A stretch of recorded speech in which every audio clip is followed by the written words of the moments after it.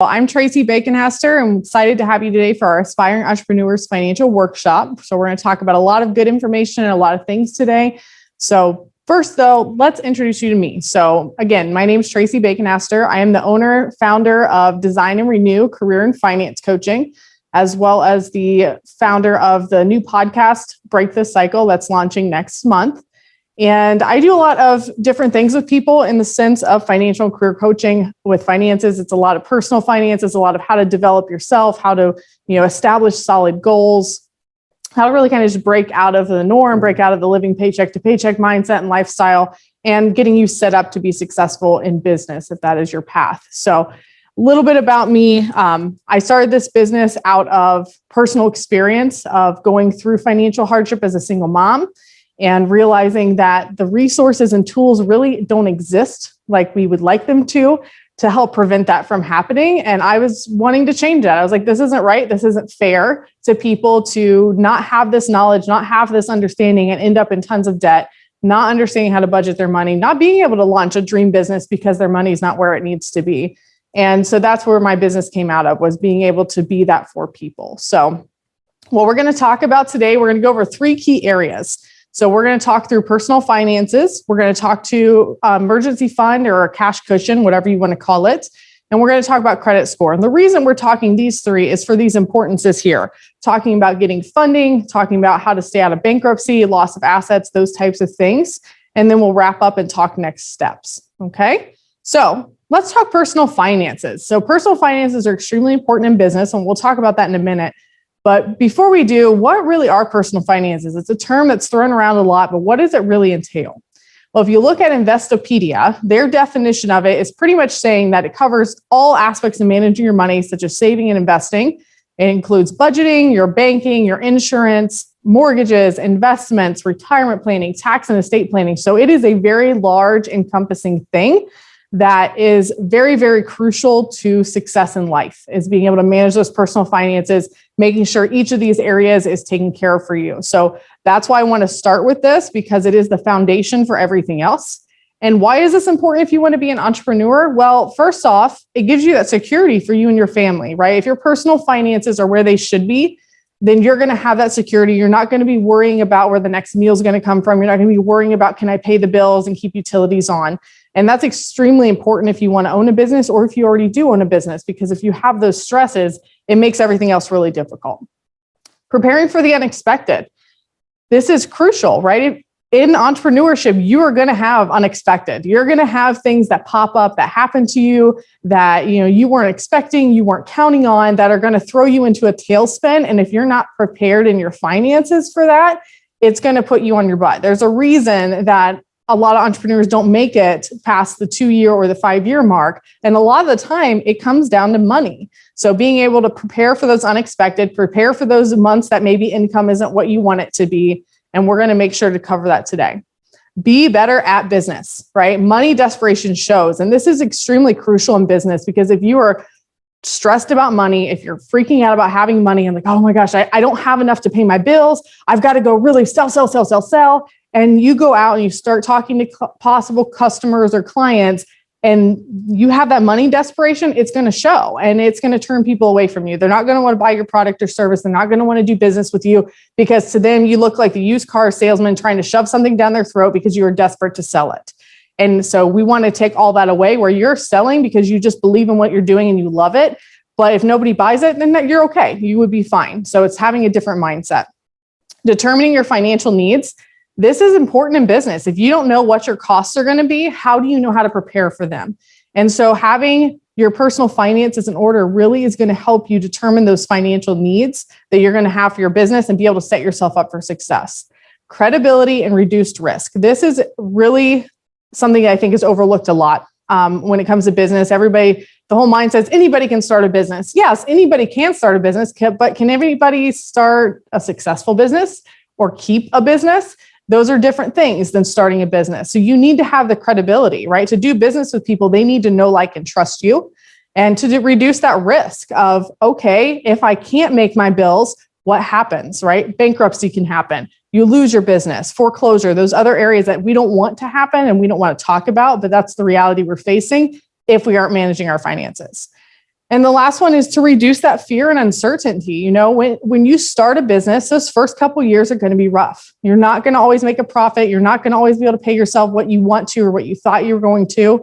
And by having your personal finances in order, that won't be a stressor for you. You say, okay, yeah, I'm not going to make what I was making in my full-time job, or I'm not going to make, what I want to make right off the bat, but we're okay. We can make sure that we're still making progress, that our finances are secure, so we aren't staying up at night worrying about if we can pay for the next bill.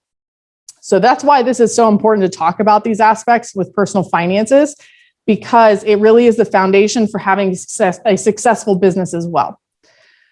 So the key areas in personal finances we're going to talk about today are smart financial goals, budgeting, managing your expenses, getting out of debt, and adding income, because these are all crucial to setting you up for success as an entrepreneur.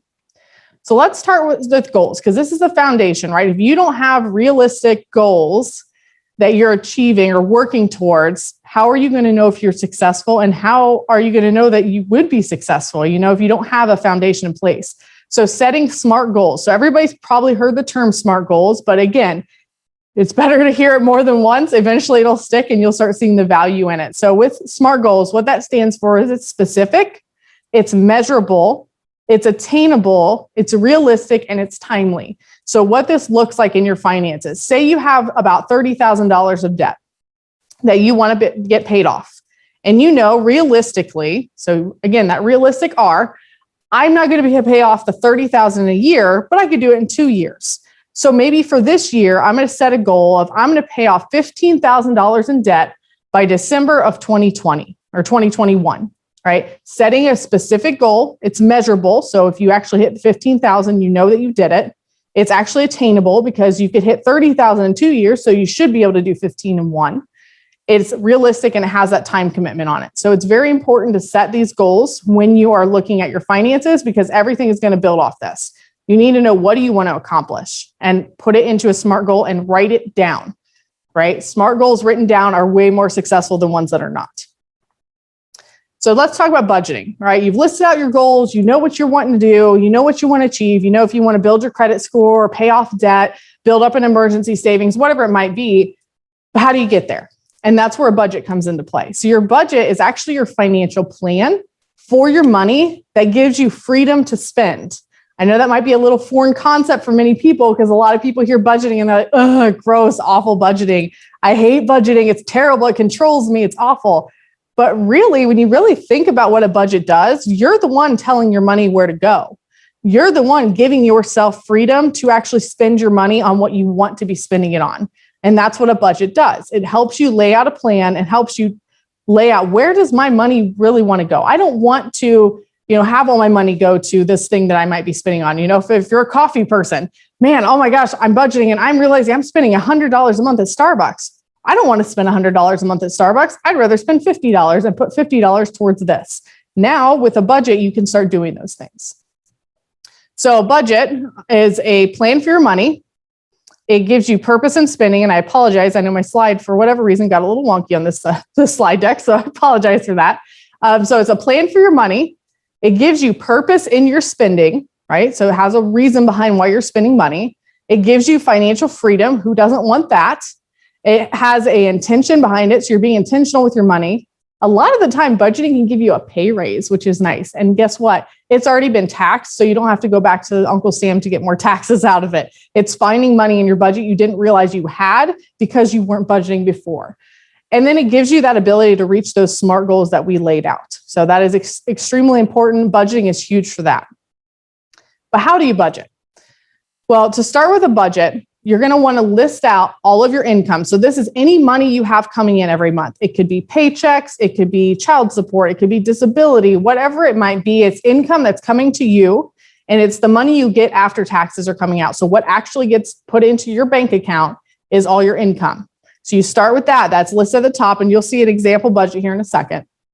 Then go through and list all your fixed expenses. Now, fixed expenses are things like your utilities, your mortgage, right? Your car payment, things that are pretty much the exact same every month or come out once a month. So those we like to kind of call a fixed expense.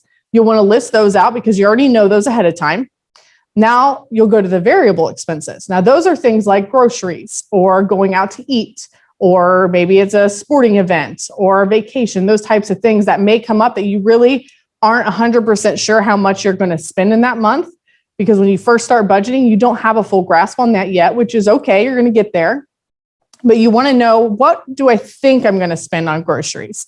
Because it may not be the exact same every month. The goal is that we eventually get it where it's pretty similar, but it's still variable. Then after you list all those out, your goal is at the end of the day, all of your income minus all of those expenses equals zero. So that means every single dollar in your budget needs to be accounted for. It needs to be going towards something. You're like, well, wait a minute, Traci, if I list out all my expenses and maybe I'm living within my means and I have $300 left at the end of the day, I paid all my expenses and I still have $300, then I have $300. That's not zero. What do I do with that money? And that's where that comes into finding that extra money and applying it to something. So you could be paying off your debt. So that $300 could go to all your debt. So you can start paying it down faster. And we'll talk about what that looks like here in a little bit. It could be going to building your emergency savings. Maybe you're trying to establish a big savings to help get you through that first year of a new business. That money has to go somewhere, right? It doesn't mean it has to get spent on something. It just needs to go somewhere so that it is zero at the end of the day. Then once you have the budget set up, then the goal is throughout the month, you're actually tracking all of the money you're actually spending to see if you're where you want to be with your budget. And then at the end of the month, always, always, always update and balance your budget. So for example, if you said, I'm going to spend $400 this month on groceries, and then at the end of April, you realize, oh man, I spent $600. So now I need to balance my budget because there's a deficit, right? I actually overspent. So I need to take that amount that I initially planned and match it to what I spent. So I actually see where I was. Was I actually negative this month? Because if you don't do that, it's going to look like you were fine. You have a zero-based budget, but really you actually went over your budget, but because you didn't balance it, you didn't see that. So that is a very important and crucial part of budgeting. So here's a few examples, and they're somewhat small. So here are two tools that I use with my clients. You can use an Excel or a Google Sheet or an app called Every Dollar. So this is like a sample of what a budget could look like. So for instance, at the top on both of these, it lists out all the income. So here's where your paychecks come in. Here's where the money comes in that's coming into your account every month.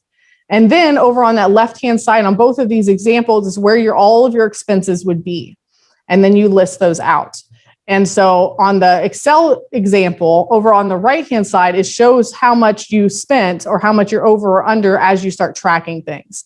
With the Every Dollar app, it actually adjusts it automatically for you, which is really nice.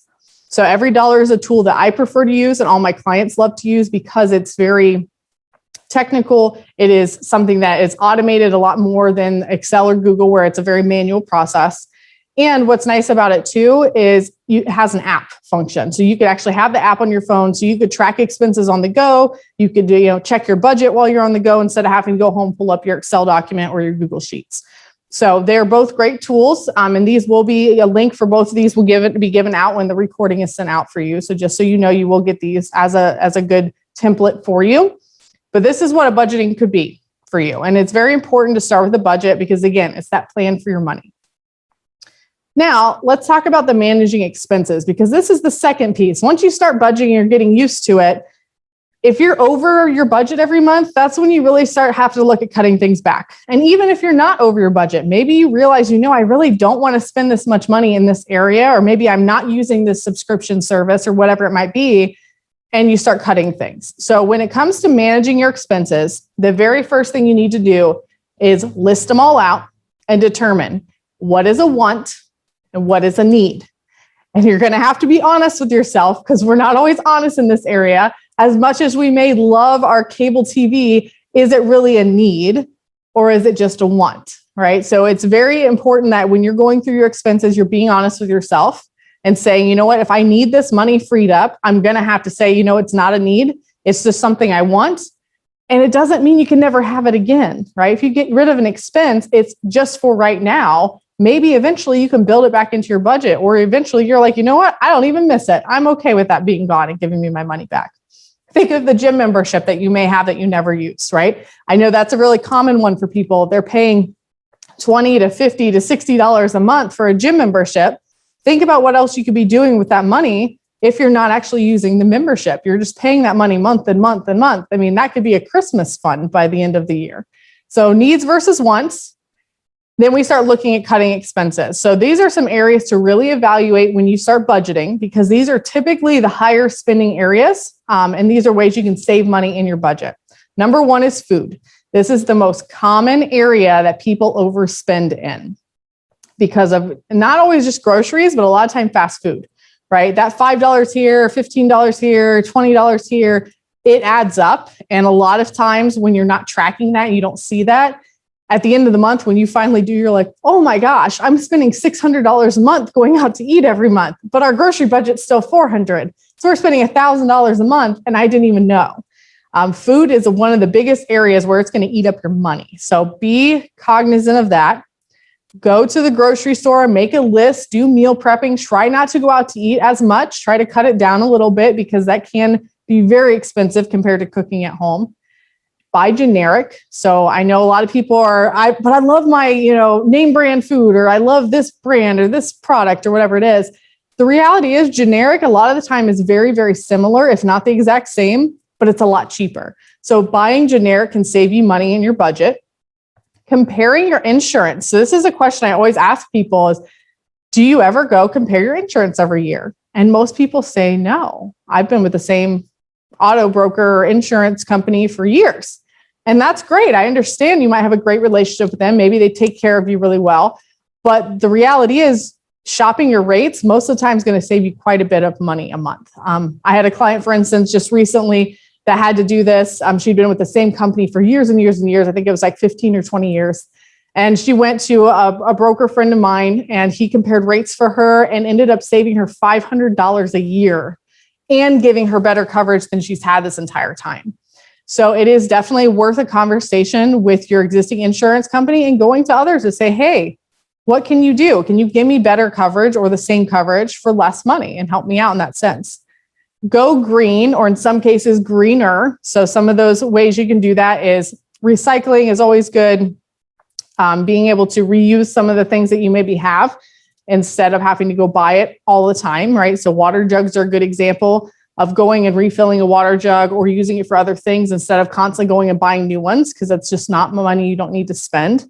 Looking at ways to, cleaning products, all kinds of different areas and ways to go greener in your house, in your home, gardening, having your own, herb station, whatever it might be, to kind of help you save money overall in your groceries and other areas. Refinance your mortgage. So the reason this is on here right now is because of the way the rates are right now. So I don't always recommend this to clients, but in the situation we're currently in with the interest rates so low on homes, it is worth a conversation with your mortgage lender to say, what does it look like if I refinance? What can you do for my interest rate? Because even if they can only take a percentage off of your rate, that is going to save you thousands of dollars over the life of your mortgage. And most times it's going to take your mortgage payment down, which is great. That frees up more money in your budget. So it's definitely something to consider and look into. Unplugging, and I will tell you, I am the worst at this of unplugging things, but it really does save you money over the lifetime of your products, of your utilities. Unplugging your charger when you're not using it. For me, it's always my flat iron or my blow dryer I leave in. Unplug those things when you're not using them, even your microwave, toaster oven, those areas, because it's helping keep your utility costs down, which is good. We want to keep those costs as low as we can.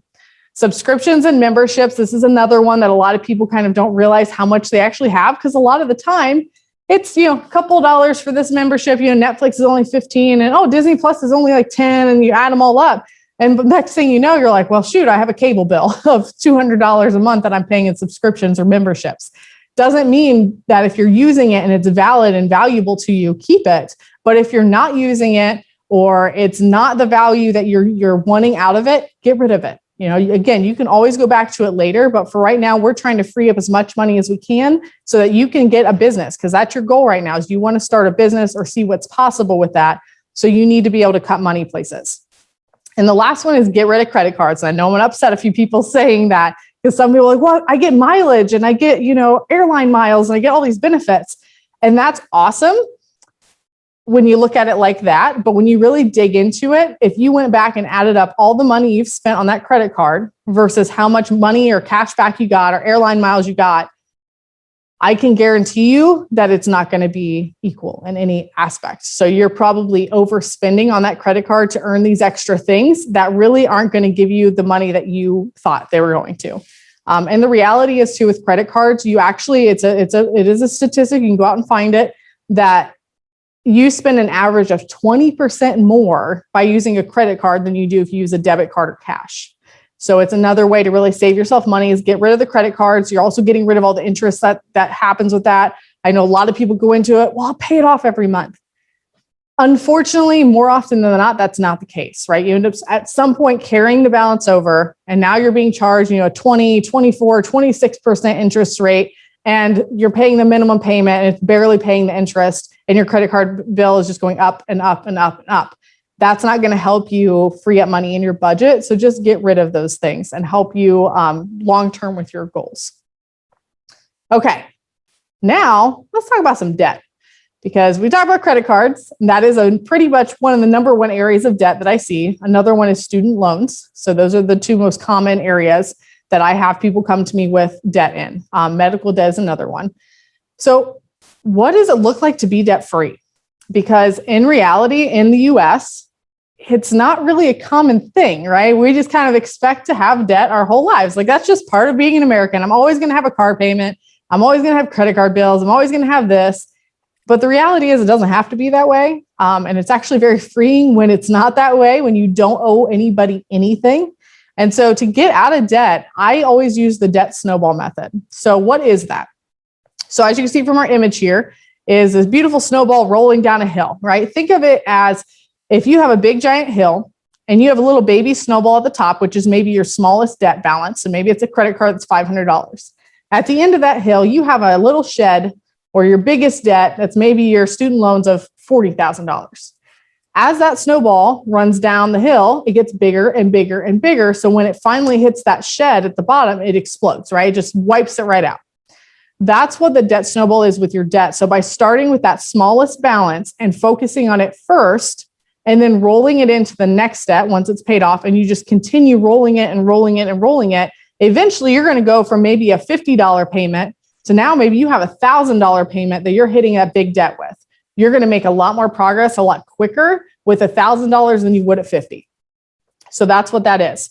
I always like to say, well, what about interest rates? Because I get a lot of people that do push back on that. Like, well, I need to pay this one off. It has the highest interest rate. And the reality is when you actually compare the two, they're paid off within about the same time frame. And the reason the debt snowball method is the preferred method is more of a mindset issue. So a lot of the time, if you're going interest rate, a lot of the time that interest rate, the higher ones are your higher balances.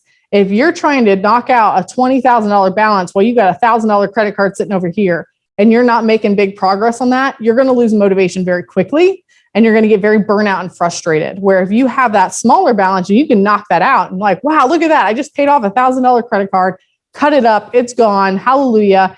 You're going to stay a lot more motivated because you're having wins along the way. So that's the reason the debt snowball method is preferred over interest rates. I want to show you a visual of this because for me, obviously a numbers person, but I am visual and I like to see this played out of what that can do for you. So let's say we have $32,800 of debt. Our minimum payments are $754. Right now, the way it sits, if we just keep paying minimums, it is going to take us 20 years to pay off that debt. And we are going to spend almost $17,000 in interest in the life of that debt. Now, by simply rearranging our debt and using that debt snowball method, we go from 20 years down to 4, a little over 4 years, we could pay off our debts. And we're going to save over $10,000 in interest by paying it off quicker. So that's why this is very important. And it's really nice to see that, right? Of holy cow, I could be out of debt in 4 years instead of 20. That's a whole lot more motivating for me to stick to it and make it happen. So other ways to do this is adding income. So I want to bring this up for two reasons. Most of the time when it comes to budgeting, if people are negative on money, it's usually not an income issue, but sometimes it is. And if you can throw extra money at that debt snowball or your savings account, you're going to grow it faster and faster and faster. And especially when you're wanting to start a business, you may not want to wait for 4 or 5 years to be able to get out of debt or do those things. So adding extra income can really help you. And the best way to do this is by finding a side hustle. So side hustle is that aspect of something I'm doing on the side. It's not my main job. It's not my main source of income. It is just additional money. Maybe I'm, doing Uber or Grubhub, or maybe I'm going grocery shopping for people or whatever it might be, or dog walking, doing something on the side that's earning you money. And to add on to that, if you can do it in the field of your interest, that would be great. And what I mean by that is, say you want to open a business. For instance, you want to open a restaurant. You've never worked in the restaurant industry in your life. You've maybe been an accountant your entire career, and that's all you know. You don't know what it's actually like to work in a restaurant, but you want to own one. So I would recommend, if you're going to get a side hustle in the restaurant industry. Maybe you're a hostess, maybe you're a waiter or a waitress, doing something in the field you're wanting to start a business for. Because one, it's going to give you that experience. Two, it's going to give you the exposure to it. So you actually know what you're getting into to say, you know what, do I actually want to do this or not? And it's just going to give you a better, well-rounded benefit of starting that business if you have some experience in it. And it's going to give you that value to other people saying, oh, look, they know what they're talking about. They've been there, they've done that, they've worked in that industry. They actually know what they're doing. So I can trust them because of that. So adding extra income can be crucial. It can be really important in helping you achieve your goals a lot faster. All right. So those are personal finances. Now, we're going to talk into the emergency funds. And the reason I didn't put this within the personal finances, even though it is, I wanted to stand this out alone because you need to have this if you're going to start a business. If you do not have this in place, you are not ready to open your business, because it is going to save you when something goes wrong. And mind you, I didn't say if, when. Something will go wrong when you start a business. It is going to happen. It's inevitable. It may be small, it may be huge. Having an emergency fund or a cash cushion in place is going to save you when that occurs. So let's talk about this. An emergency fund or cash, flow, whatever you want to call it, it's a stash of money that you are setting aside to cover financial surprises that come your way. So this is critical, right? A lot of those surprises that we don't always think about is, job loss. Okay, what if you are working your full-time job and you're starting to start up your business and all of a sudden you lose your full-time job? What now? Or, the business is up and running, it's in its first year, and all of a sudden a new team member gets down with COVID and they're out 2 weeks and you have nobody to cover them. What are you going to do? You need to have a financial cushion there to protect you when those things do happen. So again, why do you need one when starting a business? Let's talk through these. So one, loss of income. And this isn't my full-time job. This is, hey, in my business, there's going to be a regular income. For example, with what I do, I am a service-based business. So if people do not come and hire me, I do not get paid. And so there are months that are better than others. And I need to be prepared for those months that are lower or aren't the same income as before. It's not always consistent. It is a big difference when you own your business versus working for somebody else, where you have a consistent paycheck. I get paid this much, or I get paid this much an hour. When you own your own business, it's going to fluctuate. And so you want to make sure that you're covered should income go away. You're not going to have immediate revenue. Most businesses do not start to become profitable until after their first 2 years. So you want to be prepared for that. You want to have money to pull from to take care of your house, your groceries, your bills, or all those things before, your business actually gets profitable. Startup costs. Are you going to fund your business, or are you going to go look for investors? Either way, it's good to have some cushion there, because what if the investors don't want to invest in your business and you believe in it and you can do it? And the other aspect of that too is, if you can do that and be able to put your own money into your startup costs, you're not taking on any debt in your business, which is nice. It's not always practical. It's not always possible, but for some industries, it very much is. So saving up the money that you can then invest in your own business is awesome. That's a good way to go. Unexpected expenses, right? There are going to be tons of these, be it a service-based business you want to do or a, product-based business. There are going to be unexpected expenses that come up that you're like, oh my gosh, I forgot all about this. Or, oh shoot, my website just renewed and it was, a couple $100 and I totally forgot about it. And it wasn't in my budget this month. Those things are going to happen, and it's preparing you for that. It decreases your risk of new debt. So by having an emergency fund in place, that means you don't have to go get new debt to get out of a bad situation, right? If something breaks at your house, for instance, right now, if you don't have an emergency fund to cover it, but you have to fix it, what's going to happen? You're probably going to go put it on a credit card, or maybe take out a home equity loan on your house to go pay for large expenses because you don't have the money set aside. It's the same way in business. It's preparing for those things and helping you stay out of debt. And the last aspect is reduced risk of failing. I mean, most small businesses fail within those first couple of years because of finances, because they're not taking their product off the way they thought it would. Their service business isn't going the way it was supposed to be. They have all these expenses and all this money coming out, but they don't have enough money coming in.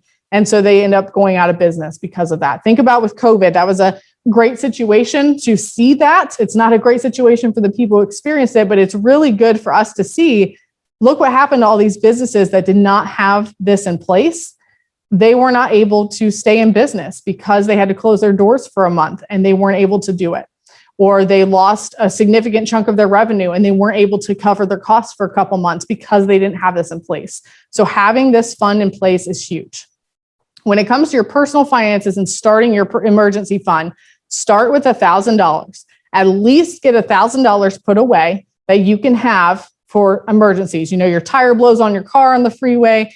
Great. You got $1,000 set aside that'll easily cover the new tire, right? Or maybe something goes out in your house that's a minor fix. Perfect. You have $1,000, you can cover that.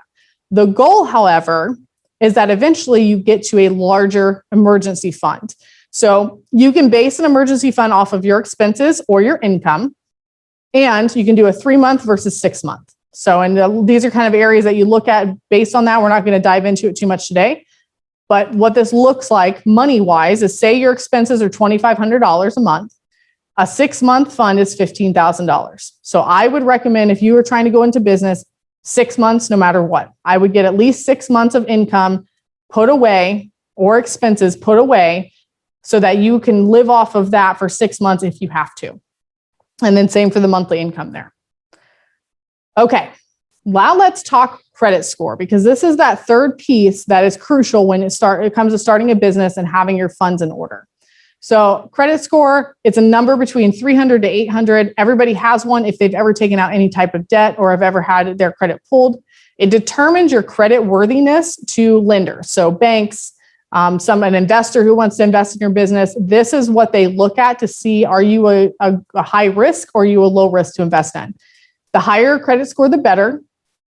It's based on your credit history. And what that looks at is it looks at your debt, your payment history, the number of credit cards you have, the number of debts you have, the total amount of debt you have. And really, when it boils down to what a credit score is it looks at how good are you at managing debt?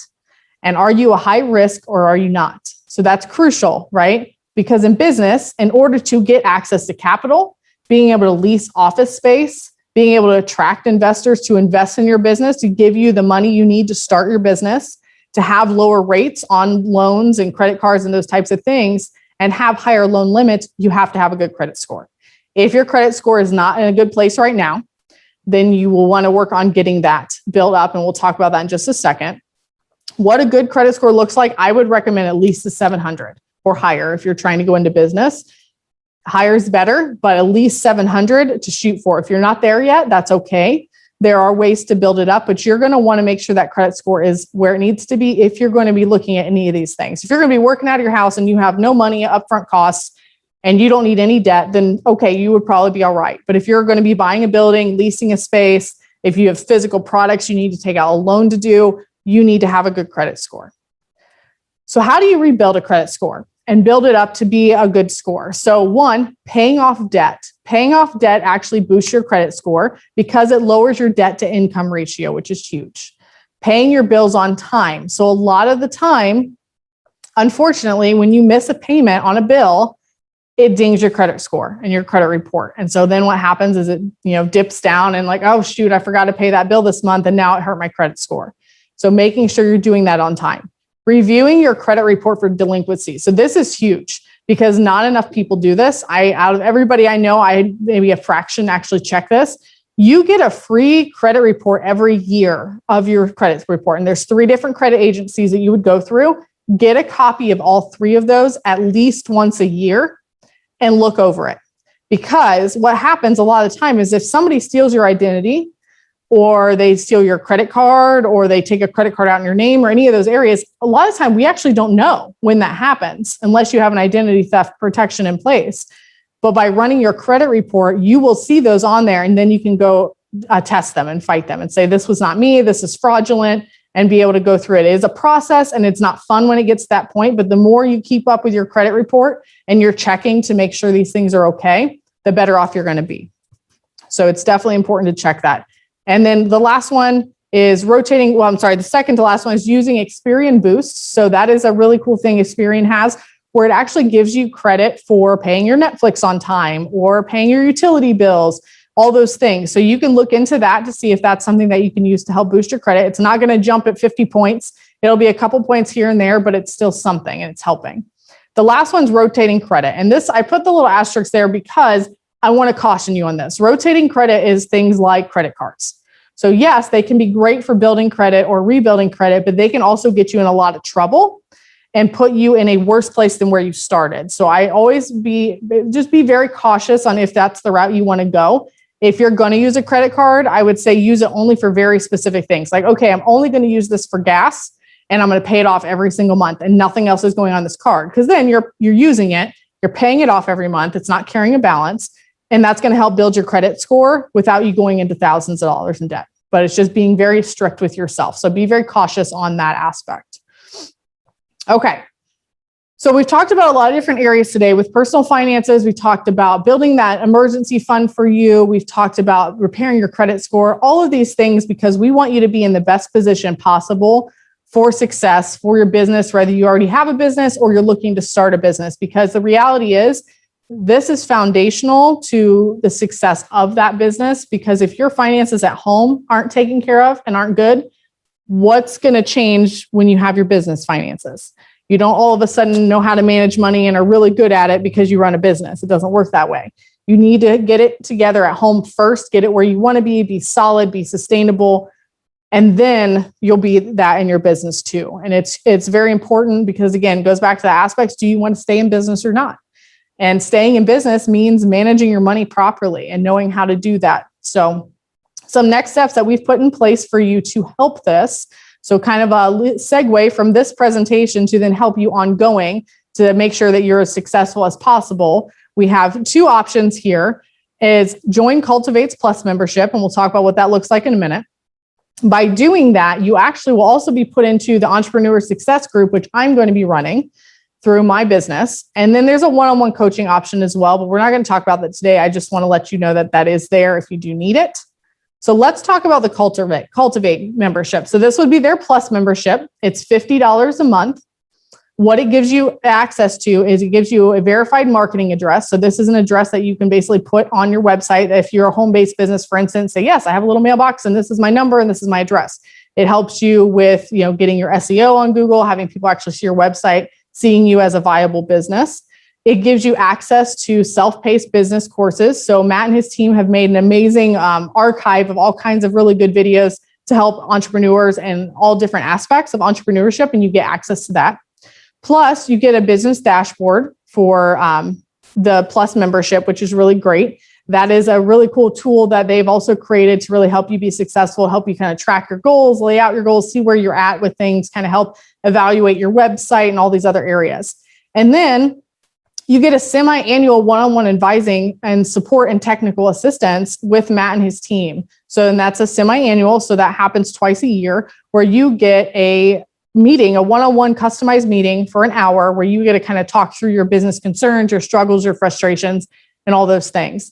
And you get the courtesy of co-working use. So this is a really, really great benefit. I can tell you, I'm a member of Cultivate. I love it. It's very helpful for me, for my business, because I am a home-based business. So being able to have a space to meet with people and do those things is crucial. And having the coaching and the help to kind of help my business be successful is also very nice. So definitely recommend this. Again, $50 a month. If it's something you want to do, the address is here. You could also just go to cultivateworks.org and read more about their thing or their website and their mission, all those things. And the reason I'm putting this on here is because we've come up with this partnership where if you do this Plus membership, if you sign up for this membership for $50 a month, you get all of these things from Cultivate, but you also get put into the Entrepreneurship Success Group Coaching Program that I'm going to be starting at the end of this month.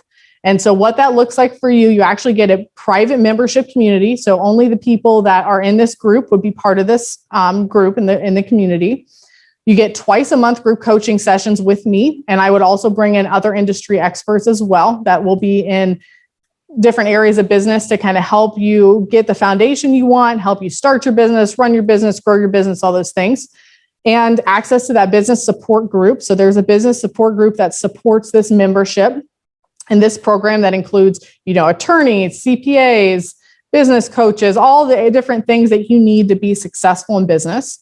You'll get access to over 100 of self-paced videos that are on finance and college and career planning and all these different aspects within my business. And then you'll get connection to those essential industry partners to really help you be successful long-term. So again, $50 a month gets you all of these things and get you put into this program that is going to help you be successful. It's going to help you start up your business. It's going to help you, if you already started your business, it's going to help you put the stuff you need in place to continue growing your business and stay in business. So we're really excited about this opportunity and really would love to have you all as a part of it. So you can reach out to us with any questions you have.